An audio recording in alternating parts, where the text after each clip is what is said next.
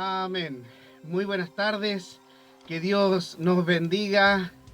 Soy el pastor Cristian Cabeza y para mí es un agrado estar el día de hoy en este programa que ya tiene nombre, La Voz Cristiana. Así que saludo a todos mis hermanos que lo están escuchando en la comuna de Cañete, en los sectores rurales también. Que Dios les bendiga, que sigamos alabando y bendiciendo al Señor en nuestros cultos generales, en nuestros cultos en la semana. Y decirles que el día de hoy, este miércoles 2 de diciembre, estaremos compartiendo en este lugar acerca de una de las leyes que se está tramitando en el Congreso, en una de las comisiones, la Comisión de la Familia y Adulto Mayor, la Ley de Infancia y Niñez. Así que desde ya nos vamos a preparar para eso, porque la palabra dice también, cierto, sométase toda persona a las autoridades superiores, porque las que están han sido establecidas por Dios. Eso está en Romanos 13. Así que es importante, vamos a decir de qué se trata esta ley de infancia, cuáles son los pros, cuáles son los contras, en qué nos beneficia, en qué nos afecta, y sobre todo en estos tiempos donde como hijos de Dios debemos involucrarnos en la sociedad. Debemos estar ahí como Jesucristo nos pidió, ser luz del mundo y sal de la tierra. Así que los dejo ya con una alabanza. Me gustaría que pudiéramos ir a aquella alabanza que dice: tú y yo. Dios nos está llamando a la guerra, tú y yo.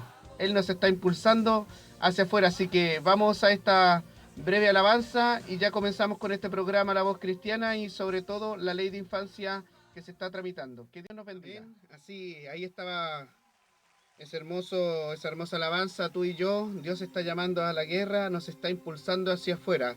Qué tremenda verdad, qué tremenda declaración, que en realidad Dios nos está impulsando hacia afuera.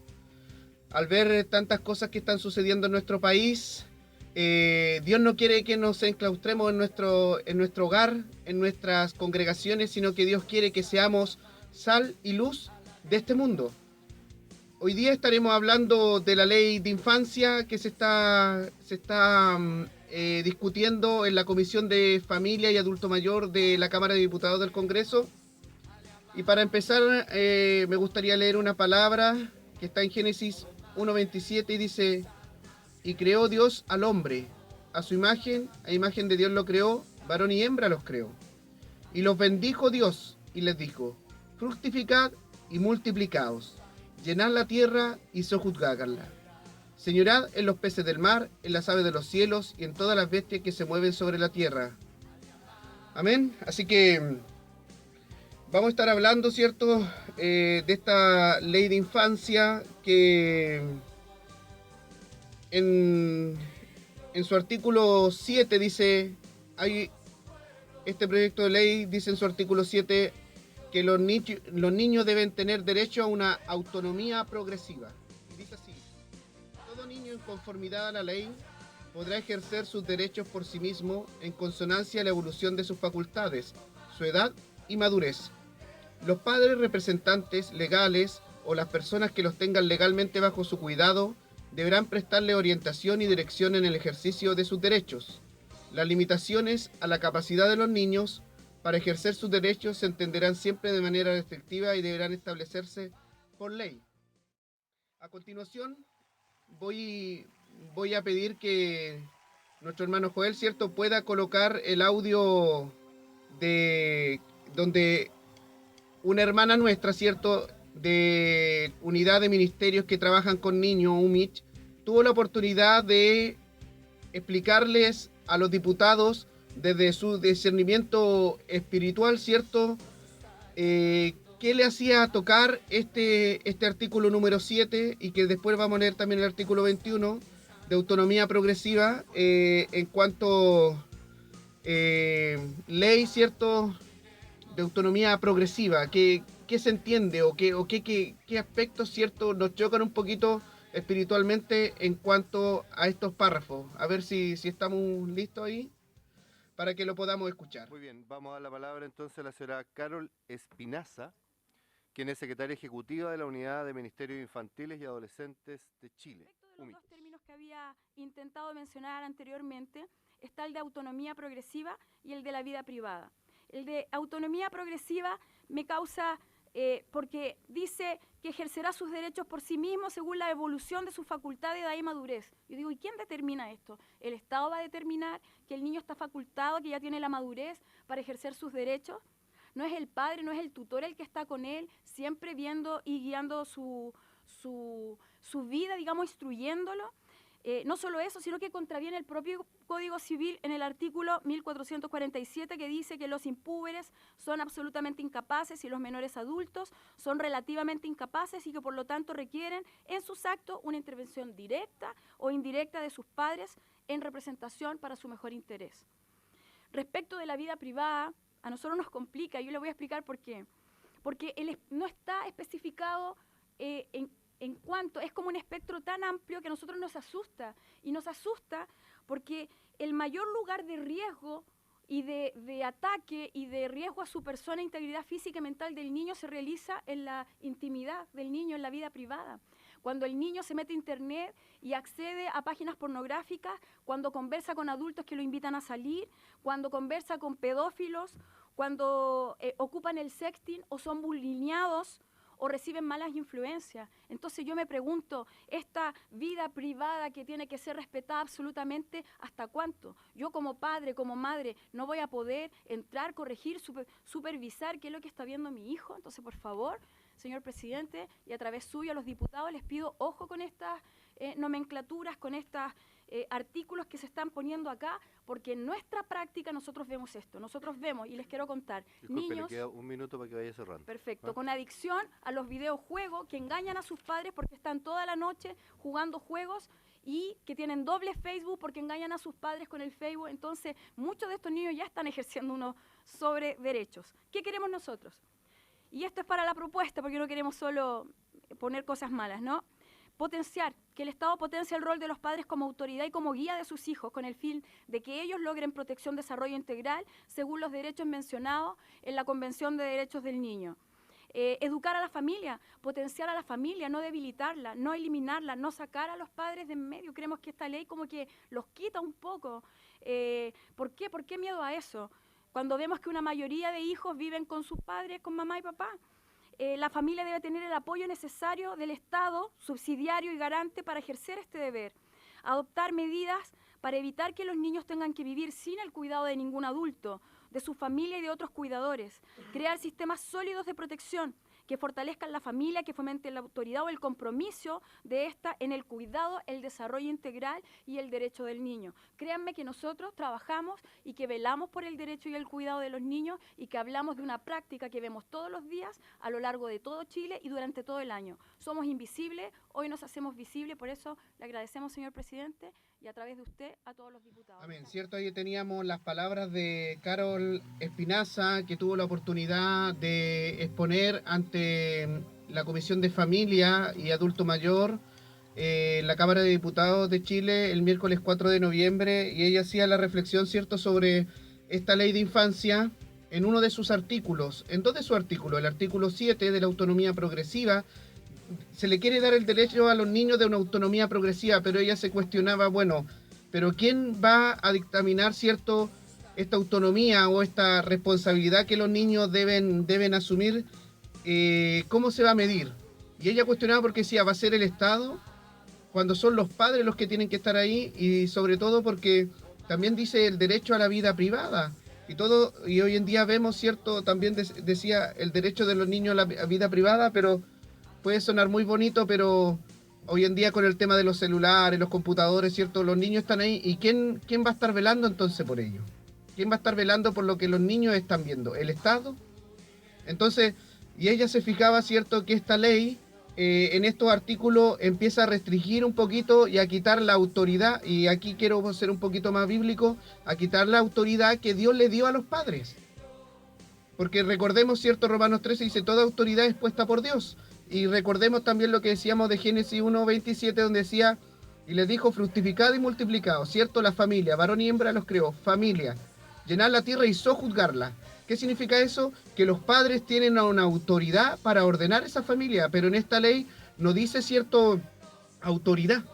Dice simplemente que los padres, cierto, tienen rol de proteger, de orientar, cierto, de guiar, pero no tiene específicamente puesto ahí que los padres son una autoridad para los niños.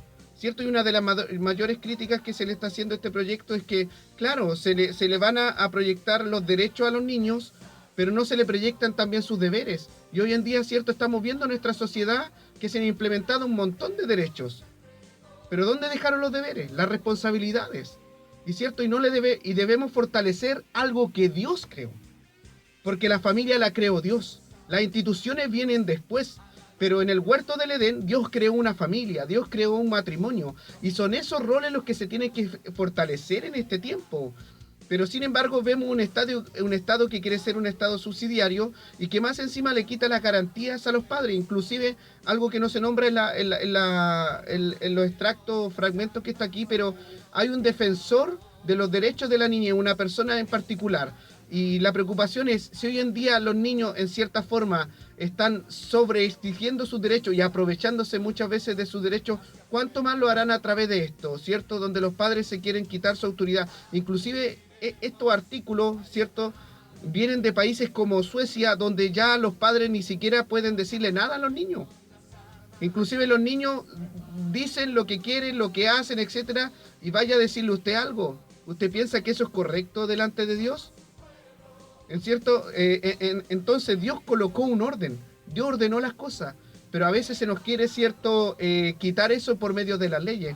Yo no digo que la ley en cierta forma esté mal, porque yo creo que con lo que está sucediendo en Chile, con la juventud, la adolescencia, la delincuencia, etcétera, etcétera, es necesario que se promulguen leyes políticas, ¿cierto?, para ir en beneficio de estos niños y adolescentes, pero no incluir esta clase de artículos que viene a quitar, ¿cierto?, algo que entregó Dios a los padres. Inclusive vamos a tener la oportunidad de escuchar otro fragmento de nuestra hermana que estuvo poniendo ahí, donde ella también hacía esa referencia, ¿cierto?, a la autoridad de los padres. Le invito, ¿cierto?, a través de nuestro hermano Joel, que pueda colocar el extracto de Ley de Infancia y la autoridad de los padres. Muy bien, vamos a dar la palabra entonces a la señora Carol Espinaza, quien es secretaria ejecutiva de la Unidad de Ministerios Infantiles y Adolescentes de Chile. Entonces creemos que este proyecto reduce el papel de los padres solo a un guía, solo a un orientador, y que le quita autoridad. Ahora, yo creo que, ¿por qué le tenemos miedo al término autoridad? ¿Por qué se tiene que tener miedo cuando toda sociedad está dirigida por autoridades? El mismo presidente dijo respeto. O sea, la autoridad implica respeto, implica un deber hacia el otro, y nosotros tenemos que formar eso en los niños. Entonces, la autoridad también podríamos tal vez ponerle un sinónimo. Yo soy licenciada en comunicación y periodista, podríamos hablar de un tutor, de un mentor. Entonces, que no nos asuste que los padres no puedan tener esta autoridad o quitar esta autoridad. Nosotros creemos que es un error, porque hoy muchos de los casos de niños que están en situaciones conflictivas con la justicia es porque justamente no han tenido un apoyo, no han tenido este mentoreo de parte de sus padres y de sus familias. Es más, recuerdo un caso muy especial donde una mamá dijo: no tengo tiempo de ocuparme del niño que vive en la calle porque tengo una guagüita. Entonces, si los padres, si la familia no está cumpliendo su rol, el Estado tiene que realmente subsidiar y prestar apoyo a la familia para que el niño pueda ser protegido, cubierto y ejercido su derecho. ¿Su derecho a qué? A lo que se da en la familia. No son las políticas ni las normas las que velan por el desarrollo físico, espiritual, moral, mental y social de los niños. Son las familias las que lo hacen. Nadie nace al azar. Es en la familia donde el niño se cría, donde el niño tiene su identidad, donde tiene su determinación, donde tiene su creencia y sus valores. Es más, de 1 a 3 años, el 90% del cerebro de un ser humano ya está constituido. Entre los 1 y los 8 años ya están sus valores morales determinados. Y entre los 1 y 6 años ya está el 90% de su personalidad. Entonces son las primeras edades donde muchas familias tal vez no pueden, pero necesitan esta orientación y este apoyo, esta guía, esta garantización, como dijo el otro expositor, pero hacia la familia para que puedan cumplir bien su rol. A nosotros nos asusta, porque nosotros desde nuestra expertise y praxis realmente vemos a los niños solos y donde los padres no están... Muy bien, ahí estaban, ¿cierto?, las palabras en relación a la autoridad de los padres. Y yo creo también, ¿cierto? Haciendo una reflexión sobre esto, quiero leerle el artículo 21 que sale acá, vida privada. Todo niño tiene derecho a desarrollar su vida privada. Este es el proyecto de ley. A gozar de intimidad y mantener comunicaciones sin injerencias arbitrarias o legales. ¿Qué quiere decir? Los padres no se tienen nada que meter. ¿Usted está de acuerdo con eso? ¿Cierto? Porque lo que hoy en día se están haciendo a través de estas leyes, ¿cierto? Nos muestran los lados bonitos, ¿cierto? Lo bueno, pero a veces, ¿cierto? No se profundiza en aquellos aspectos, ¿cierto? De derechos, ¿cierto? Que nosotros tenemos como padres. Los padres o quienes tengan la responsabilidad, continúo, al cuidado de los niños y la autoridad deben respetar este derecho, promover y orientar su ejercicio y protegerlo de cualquier quebrantamiento ilícito de su intimidad. ¿Cierto? Entonces, imagínense hoy en día, es cosa de ver en los colegios, ¿cierto? Cómo los niños, ¿cierto? Ya mucha falta de respeto y más encima ahora los vamos a empoderar más para que ni siquiera los padres tengan la autoridad. ¿Qué piensa usted de eso? ¿Cierto? Cuando nosotros también tenemos un modelo bíblico que cuando Dios hizo nuestra Biblia, hizo la palabra de Dios, la hizo pensando no tan solo para los cristianos, sino para toda la humanidad, para que la humanidad tuviera un fundamento para correr y corregir y vivir bien. Por eso Jesús, Dios dijo, cierto, te daré mandamientos. ¿Para qué? Para que pueda vivir y alargar tus días. Pero hoy en día, cierto, estamos ante una sociedad que está contradiciendo los principios bíblicos. El lado bueno de esta ley, cierto, que en cierta forma lo decíamos, viene a regular el derecho o el marco regulatorio de los niños, cierto, a nivel nacional. Eso es bueno, es necesario, pero creemos que estos artículos no están bien. Y también decirle con respecto a esto que hay varias, cierto, reflexiones hacia el interior. Usted como madre, usted como padre, cierto, hay una reflexión también como iglesia. La primera reflexión como iglesia, yo doy gracias a Dios, cierto, que hoy en día Dios esté levantando hijos suyos, hermanos nuestros, que han entendido lo siguiente, que Dios no los llevó a la universidad para el día de mañana tener una gran casa, una bonita familia y sentarse en un penthouse. No, ellos entendieron que Dios los llevó a capacitarse en una universidad. ¿Para qué? Para ser luz del mundo, para estar en esos lugares, para decirle esto es lo que dice la palabra de Dios, esto es lo que nosotros creemos, y no tan solo para decir, sino también para hacer. Yo creo que es tiempo de nosotros, ¿cierto?, entender esto como cristianos, porque yo sé que hoy en día muchos están siendo bendecidos a través de la universidad, pero no hemos reflexionado, bueno, ¿y para qué? ¿Es para simplemente yo tener más bendiciones? ¿O será porque Dios quiere hacerme sal y luz del mundo? ¿Por qué le comento esto? Porque uno se pregunta, y bueno, ¿y por qué Dios permitió que Daniel fuera uno de 3 sátrapas? Muy bien, amén. Estamos ya entrando al cierre de este programa del día de hoy. Pero sí me gustaría dejarles también con el último extracto que saqué de la ley de infancia, que está relacionado también, ¿cierto?, con qué es lo que quieren los padres. Porque a veces se hacen muchas leyes, ¿cierto?, ideologizadas también, pero a veces, ¿cierto?, no se toma en consideración qué es lo que quieren los padres. Me gustaría dejarle con algunas palabras también, ¿cierto?, de ese extracto de nuestra hermana Carol Espinaza de UNICH en su presentación a la comisión ya señalada. Padres, quiero que vean esta encuesta que se hizo ahora hace poco de las últimas noticias, ¿no? ¿Cierto?, de Fundación El Progreso y otra fundación más, otra organización, donde en segundo lugar, hablando de las libertades que los chilenos quieren, está, y fíjense en el porcentaje, en segundo lugar, el derecho a decidir la forma de criar y educar a los hijos. Se tiene que tomar en cuenta este antecedente. Hay otra encuesta realizada por la Fundación One Hope, que se hizo el 2012, desde abril a septiembre, a 2.264 niños de 15 a 16 años de colegios públicos sobre el tema del comportamiento juvenil. Y algunos datos que a nosotros nos interesan, dice que el 67% vive con ambos padres, un gran porcentaje. Por lo tanto, acá se han mencionado, que nosotros estamos de acuerdo, excepciones y casos excepcionales que deben ser regidos por normas excepcionales, pero una ley marco debe incluir a toda la familia. El 35% vive con abuelos. El 61% de estos niños ya adolescentes pasan 15 minutos o menos conversando con sus padres, o sea, no tienen tiempo familiar. ¿Por qué? porque el papá, la mamá trabaja y se crían solos, o porque hemos tenido casos de niños que son criados por la abuela porque la mamá es drogadicta y el papá está en la cárcel. El 83% dice que ellos manipulan las reglas y que eso está bien.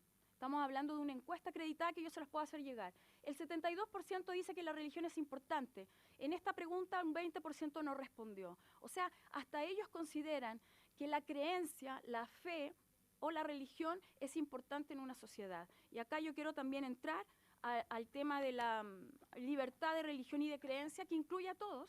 Ojo, no incluye solo quienes creen en Dios, incluye también ateos, agnósticos, y se sabe y es reconocido que las sociedades que restringen estas libertades tienen menos mujeres participando en la sociedad civil, tienen más conflictos bélicos, tienen más abusos de niños, tienen menos familias conformadas. Por lo tanto, esta libertad es garante porque le da el derecho al padre de criar a su hijo de acuerdo a su religión y estilo de vida, obviamente sin forzarlo, pero es el padre quien es el tutor, la madre, el tutor, el adulto que está a cargo de él, la familia, quien debe velar por esta crianza. Si nosotros vemos los datos que yo indiqué de que un ser humano de los 1 a los 6 años ya tiene el 90% de su cerebro y de su personalidad conformada, son los primeros años vitales para él, para su formación de todo, de respeto, de valores, del respeto a autoridad. O sea, vivimos en una sociedad con autoridades. Cuando yo salgo del colegio,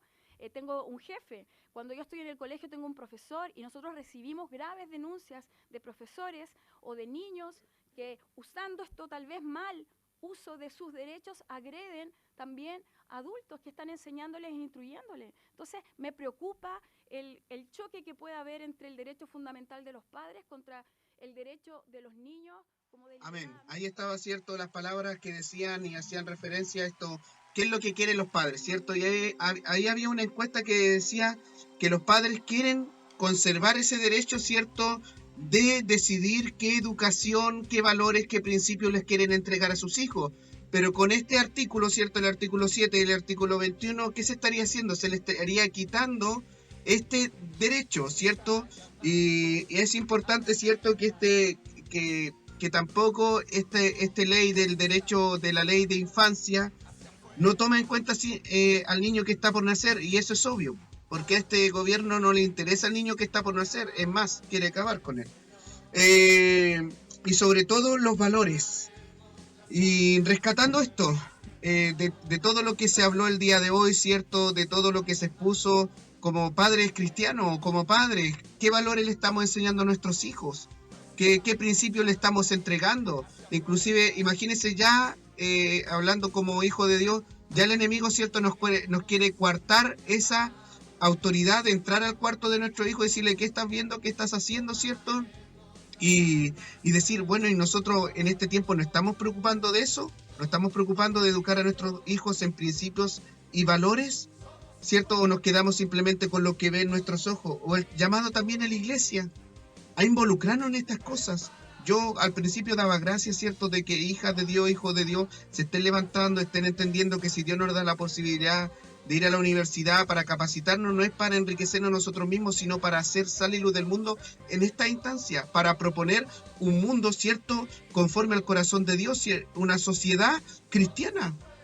Nosotros no debemos dejar de creer, ¿cierto?, que Chile será para Cristo, y si Chile será para Cristo, van a ser los fundamentos de los ateos los que se establezcan, van a ser los fundamentos, ¿cierto?, progresistas los que se establezcan. No, error, se van a establecer los principios cristianos, y nosotros, ¿cierto?, estamos dentro de ese propósito. Si tú tienes la oportunidad en este tiempo de tener una carrera, algo, es para eso, para promover estas cosas y para ver que, ¿cierto?, no ser indolente de todo lo que está haciendo el enemigo, yo preocuparme de mi propio reinito y de que yo esté bien. Eso es erróneo. Dios nos da cosas, ¿cierto?, para ser de bendición. Y sobre todo en este tiempo debemos involucrarnos, iglesia. Debemos involucrarnos, debemos salir de las cuatro paredes, y como comenzábamos con esa alabanza, Dios nos está llamando a la guerra, nos está impulsando hacia afuera. ¿Tú te estás dando cuenta de eso? Nosotros, he escuchado muchas veces, queremos arrancar de este mundo, queremos que Cristo venga luego, pero no porque queremos irnos con Cristo, sino porque vemos tanto pecado que queremos irnos. Pero por Dios, si Jesús vino a deshacer las obras del diablo, Dios nos puso aquí para dar la batalla, le dijo el apóstol Pablo a Timoteo, no para salir arrancando. ¿cierto? Entonces debemos levantarnos como la bandera del Señor, Jehová Nisi, Jehová mi estandarte, y para eso estamos en esta tierra, para ser sal y luz del mundo. Yo sé que muchos jóvenes a lo mejor me están escuchando, que rindieron su PSU, están en la universidad en este tiempo, y sepan para qué Dios los llamó. Para cambiar este mundo, no para decir, no hay nada que hacer, no, hay mucho que hacer. Hay mucho que hacer y por eso Dios se preocupó de capacitar a Daniel en su tiempo. ¿Para qué? Para llevarlo a esas cosas. Así que esa es mi reflexión final. Que Dios los bendiga. Doy gracias a Dios porque este espacio que estamos haciendo fue algo que Dios ministró a mi corazón para bendecir la iglesia. Porque conversando con un pastor me decía, lo que pasa es que la iglesia no fue educada en educación cívica. Y a veces cree que en estas cosas no hay que involucrarse. Sí, hay que involucrarse. Es tiempo de hacer de este país un país cristiano y tú y yo contamos. Así que Dios les bendiga. Este ha sido el programa La Voz Cristiana de este miércoles 2 de diciembre. Espero verlo pronto y que esto sea de mucha bendición. Esto es la Radio Celestial, la radio que no tan solo se escucha, sino que también bendice. Quisiera irme con la última alabanza, ¿cierto? Que dice... Conmigo va, bueno es el Señor, poderoso es Él, conmigo va. Una alabanza que bendice mucho mi vida en este tiempo, creer a las promesas de Dios, aunque se vea todo negativo, pero lo que Él prometió, Él lo va a cumplir. ¿Cuántos dicen amén? Que Dios les bendiga, lo amo mucho. Te amo, iglesia, que Dios les bendiga. Chao, chao.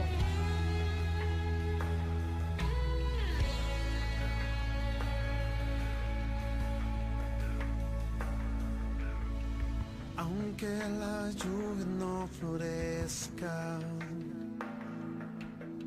y aunque el sol no amanezca, aunque el color del firmamento sea gris, mi corazón no temerá. Descansaré en tu presencia, me abrazaré a tus promesas. Serás mi luz, mi fortaleza,